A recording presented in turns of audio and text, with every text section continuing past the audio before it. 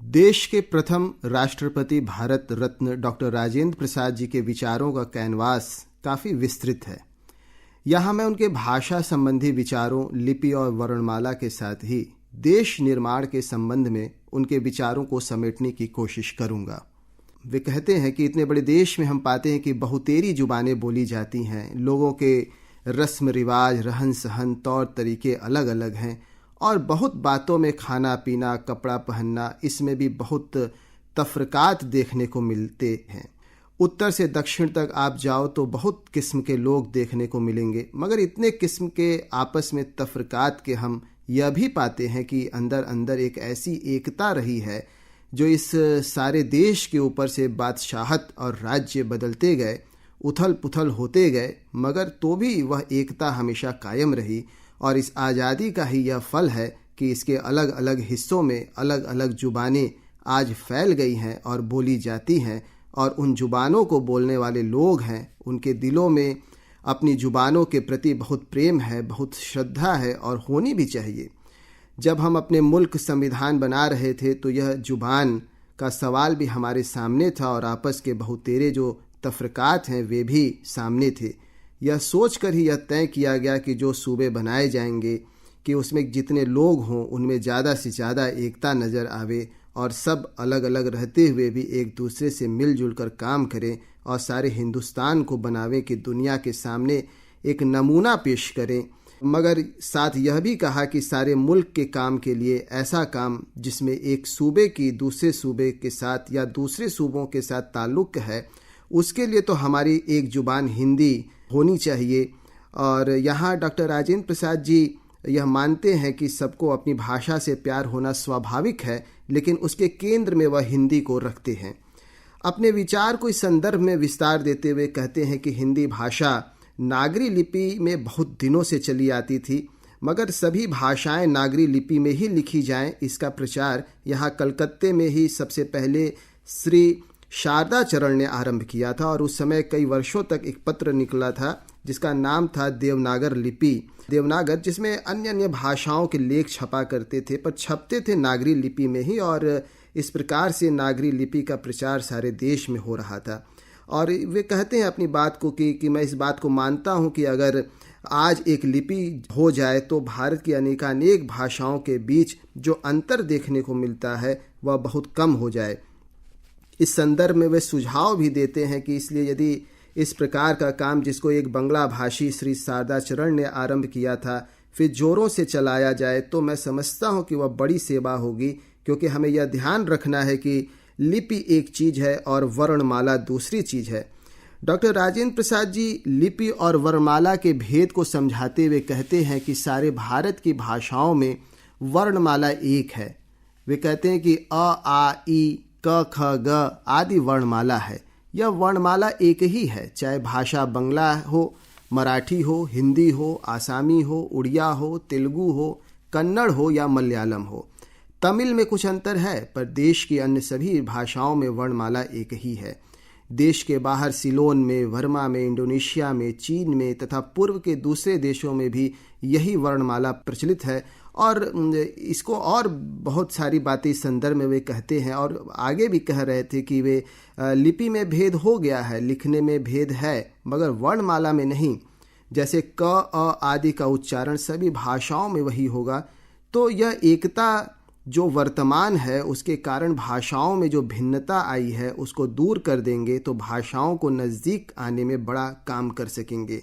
यहाँ बाबू राजेंद्र प्रसाद जी केवल भारत की ही नहीं, भारतेतर देशों की भाषाओं में सामंजस्य की परिकल्पना कर रहे थे, भाषाओं में एकत्व का दर्शन स्थापित कर रहे थे। यह उनके प्रयोगधर्मी व्यक्तित्व का महत्वपूर्ण पक्ष है। एक विश्वविद्यालय में संस्कृत भाषा की वकालत करते हुए उन्होंने कहा कि संस्कृत और अन्य भारतीय भाषाओं के अध्ययन को प्रोत्साहन देकर देश का ध्यान उस विपुल साहित्य भंडार की ओर आकृष्ट करेगा जो इन प्राचीन भाषाओं में निहित है। यह साहित्य तथा विचारधारा भारत की सर्वश्रेष्ठ विरासत है और इसका महत्व किसी राष्ट्र विशेष के लिए ही नहीं बल्कि समस्त संसार के लिए है। तो बाबू राजेंद्र प्रसाद जी कहते हैं कि केवल भारत ही नहीं, सारे संसार की यह एक आधुनिक मांग है कि ज्ञान और विज्ञान में आध्यात्मिक उन्नति और भौतिक समृद्धि चरित्र की शुद्धता तथा मानसिक विकास में समन्वय स्थापित किया जाए, जिसमें अणु बम के बनाने का कौशल और विज्ञान प्राप्त रहे, पर उस विज्ञान और कौशल को अणु बम के बनाने में न लगाकर मानव हित साधन में लगाने की प्रेरणा और शक्ति भी प्राप्त रहे। संसार चाहता है कि न तो मानव संसार को ही उपेक्षा की दृष्टि से देखे और आत्मचिंतन में लगा रहना जीवन का एकमात्र उद्देश्य माने, और न आत्मा परमात्मा को भूलकर भौतिक सुख साधन के जुटाने में ही अपनी सारी शक्ति को लगा देवे। तो संसार में रहते हुए अध्यात्म की ओर बढ़ना अथवा अध्यात्म को साक्षात करते हुए सुख साधनों का उपभोग करना हमारा यही उद्देश्य और आदर्श होना चाहिए। यहाँ वे महात्मा बुद्ध की तरह मध्यम मार्ग पर चलने की बात कर रहे हैं और वे चाहते थे कि व्यक्ति को जीवन में संतुलन बनाकर चलना चाहिए। विज्ञान और अध्यात्म के बीच संतुलन स्थापित करने का दर्शन यहाँ वे स्थापित कर रहे थे। इस संदर्भ में वे आगे कहते हैं कि हम चाहते हैं कि संस्कृत साहित्य के अध्ययन से हमारे देश के नवयुवक और नवयुवतियों की यह समन्वयात्मक दृष्टि बने और राम और सीता जैसे गृहस्थ और राजा जनक जैसे ज्ञानी तपस्वी का आदर्श सामने रहे।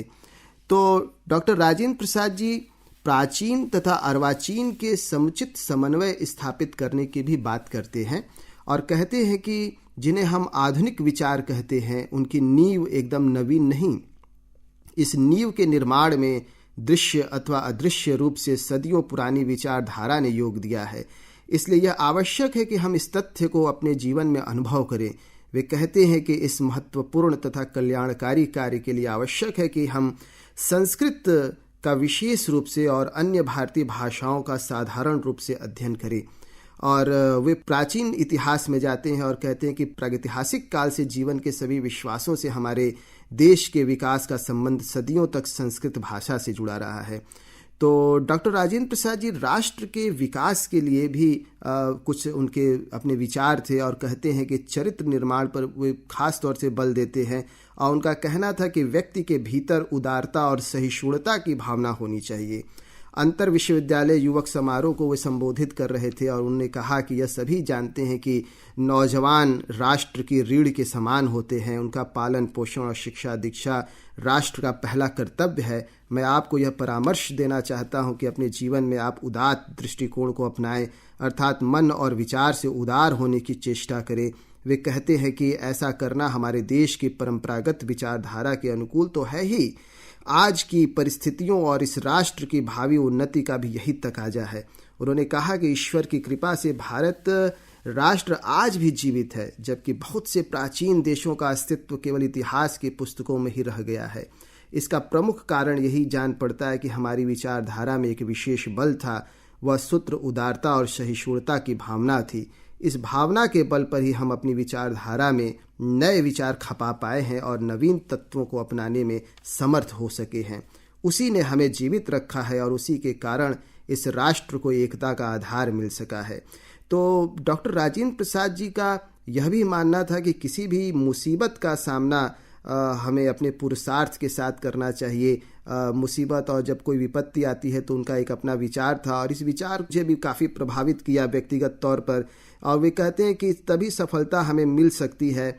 जनता की आर्थिक स्थिति में सुधार पर विचार व्यक्त करते हुए उन्होंने कहा कि यह सबका कर्तव्य है कि मैं चाहता भी हूं कि और मुझे इस बात का विश्वास है कि और आपको भी इस बात का विश्वास होना चाहिए कि गवर्नमेंट वह आपके प्रांत की हो चाहे अखिल भारत की हो, गवर्नमेंट हो, दोनों का प्रयत्न उसका रहता है, सदिच्छा रहती है यही कि जहाँ तक हो सके लोगों की सहायता करे, सेवा करे, जिससे जो कष्ट आया है उस कष्ट से सभी का निवारण हो।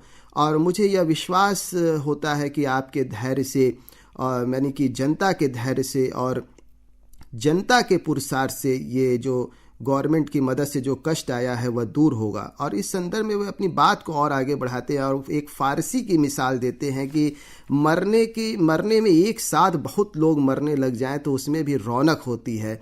तो जब विपत्ति भी आती है और बहुत लोगों पर एक साथ आती है तो उसका सामना करने में भी जो पुरुषार्थ सब मिलकर दिखाते हैं उसमें भी रौनक है। और मैं आशा करता हूं कि जहां तक जनता का सवाल है, जनता की ओर से इस किस्म का साहस और पुरुषार्थ दिखाया जाएगा, जिससे आज जो भी हो आइंदे के लोगों को एक मिसाल मिले कि किस तरह से विपत्ति के समय धैर्य से काम लेना चाहिए। और उन्होंने कहा कि मैं अपना एक अनुभव साझा कर रहा हूं कि आपसे मैं कहना चाहता हूं कि जहां अपना पुरुषार्थ तैयार रहता है वहां बाहरी मदद भी चौगुनी हो जाती है, एक की कीमत 4 हो जाती है। और मैं चाहूँगा कि इसी तरीके से आप सभी काम करें। उनका दिव्यांग जनों पर भी अपना एक विचार था और इस संदर्भ में एक नेत्रहीन कन्याओं के लिए एक विद्यालय उद्घाटन कार्यक्रम का वह संदर्भ यहाँ पे मैं ले रहा हूँ। और उस कार्यक्रम में उन्होंने कहा कि नेत्रहीन लड़कों तथा पुरुषों की संख्या लाखों में है और इन सब की शिक्षा दीक्षा तथा रहन सहन की उचित व्यवस्था करना, जिससे कि ये लोग अपने आप को समाज पर भार न समझें बल्कि उसका एक उपयोगी अंग बन सके। और राष्ट्र तथा समाज के हित में अत्यंत यह आवश्यक कार्य है। और जो लोग ईश्वर की कृपा से सर्वांग संपन्न हैं उनका यह नैतिक तथा सामाजिक कर्तव्य है कि वे नेत्रहीनों तथा विकलांग नागरिकों के जीवन को यथासंभव कष्टहीन तथा सुखमय बनावें। और अपनी बात को वह और भी बड़े मजबूती से कह रहे हैं कि ऐसे लोगों की भरपूर सहायता करना और जीविकोपार्जन की दृष्टि से उन्हें अपने पांव पर खड़े होने की क्षमता प्रदान करना किसी भी समाज में उन्नति तथा सभ्यता का प्रतीक माना जाएगा। जिस समाज में विकलांग प्राणियों की देखरेख, शिक्षण आदि की समुचित व्यवस्था नहीं, उसे हम सभ्य समाज नहीं कह सकते। और इसी प्रकार जिस राष्ट्र में अंगहीन लोगों की सुख सुविधा की विशेष व्यवस्था नहीं, उसे उन्नत राष्ट्र नहीं कहा जा सकता। और यहाँ पे वे थोड़ा सा मैं एक वाक्य और ले रहा हूँ कि वे यहाँ उसकी तुलना विश्व के अन्य देशों से करते हैं और कहते हैं कि पश्चिम और पूर्व में जितने भी प्रगतिशील राष्ट्र हैं उनमें इस ओर विशेष ध्यान दिया गया है। यूरोप के देशों में नेत्रहीन लोग अनेक कार्य बहुत निपुणता से करते हैं, किंतु उन्हें इन कार्यों को करने की वैज्ञानिक ढंग से शिक्षा देनी होती है और इसी तरफ हमें ध्यान देना होगा। तो अंत में मैं इन चंद पंक्तियों के साथ अपनी बात को समाप्त करूंगा। हजारों साल नरगिस अपनी बेनूरी पे रोता है, बड़ी मुश्किल से होता है चमन में दीदावर पैदा। भारत रत्न डॉक्टर राजेंद्र प्रसाद जी की जयंती पर आप सभी को बहुत बहुत बधाई, शुभकामनाएं।